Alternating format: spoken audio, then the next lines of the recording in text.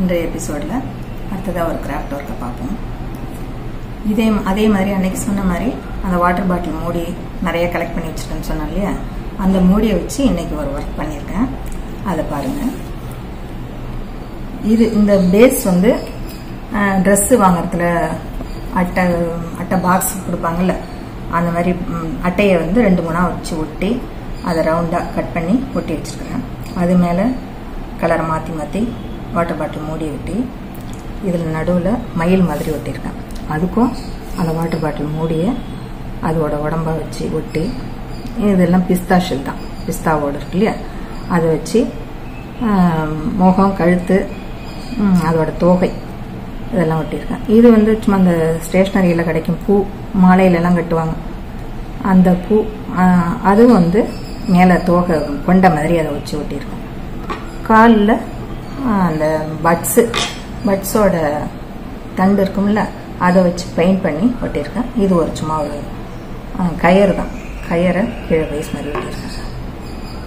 இது வந்து ஒரு மயில் மாதிரி வேஸ்ட்டாக தூக்கி எறிகிற வாட்டர் பாட்டில் மூடியை வச்சு ஒட்டி செய்தது. இது வந்து ஷோகேஸ்லேயும் வச்சுக்கலாம், கல்யாண வீட்டில் ஆரத்தி தட்டெலாம் ரெடி பண்ணுவாங்கல்ல, அதுக்கெல்லாம் ரெடி பண்ணுறதுக்கு வச்சுக்கலாம். ஆரத்தி தட்டாக ரெடி பண்ணிக்கலாம். இதெல்லாம் இப்படி வேணாலும் யூஸ் பண்ணலாம். அடுத்தது புக் மார்க் செய்யலாம். புக் மார்க் எப்படி செய்யலாம்னு பார்ப்போம்.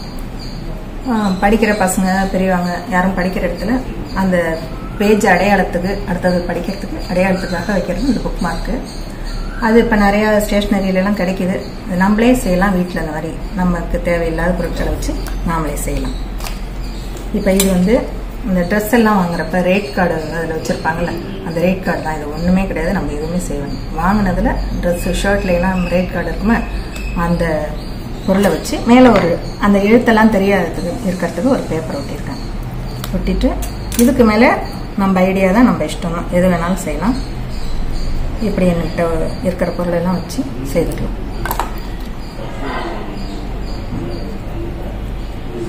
இதை வச்சு ஒரு சன்ஃப்ளவர் மாதிரி டெக்கரேட் பண்ணி இதை ஒட்டிட்டோம்னா இது ஒரு பூ மாதிரி ஆகிடும். இதில் மேலே ஏதாவது இந்த மாதிரி ஏதாவது இப்போ இந்த அட்டையில் நம்ம வீட்டில் தேவையில்லாமல், நமக்கு தேவையில்லை, யூஸ் இல்லைன்னு வச்சுருக்கிற பொருட்கள் ஏதாவது வச்சுருப்போம் சேகரித்து. அதில் இது ஜம்கி தேவையில்லாமல் இருந்தது என்கிட்ட, அதை இப்படி வச்சுட்டு இது மேலே வேணால் ஒரு ஏதாவது மணி, பட்டன் இந்த மாதிரி ஏதாவது இருந்தாலும் சென்டரில் ஒட்டிக்கலாம். இதுவும் இயர்பட்ஸ் தான். இதை இங்கே வச்சு க்ரீன் கலர் வரதுனால அதோட தண்டு மாதிரி, பூ செடி தண்டு மாதிரி இருக்கும். இதை அப்படி வச்சுட்டு இது பிஸ்தா ஷெல், பிஸ்தாவோடு அதில் கலர் பண்ணியிருக்கேன், க்ரீன் கலர் பண்ணியிருக்கேன். இதை இங்கே வச்சிட்டோம்னா இலை மாரி இருக்கும். பூ, தண்டு, காம்பு, இலை வந்து பிஸ்தா ஷெல்லில் பண்ணது. இதில் நடுவில் ஒரு பட்டன் ஏதோ ஒன்று வச்சு இதை அப்படியே இந்த கம் வச்சு ஒட்டி, அவ்வளோதான். இது வந்து ஒரு புக் மார்க்.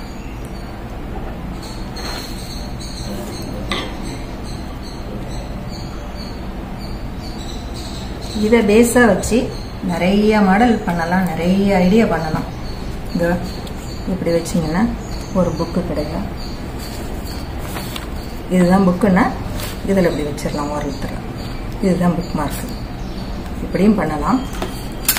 இது எல்லாமே புக் மார்க்கு தான். இது எல்லாமே ரேட் கார்டு தான்.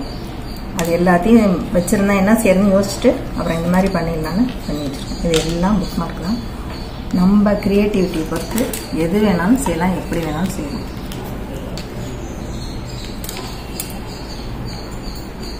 இது எல்லாமே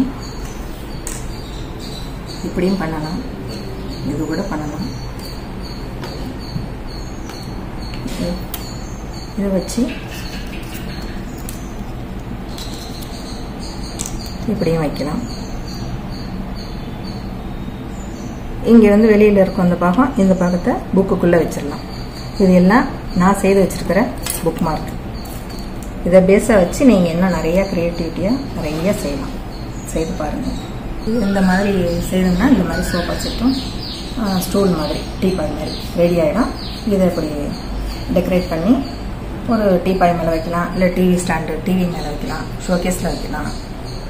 எங்கேயாவது தப்பில் வரவேற்பறையில் வைக்கிறதுக்கு அழகாக இருக்கும். இதை செய்து ட்ரை பண்ணி பாருங்கள்.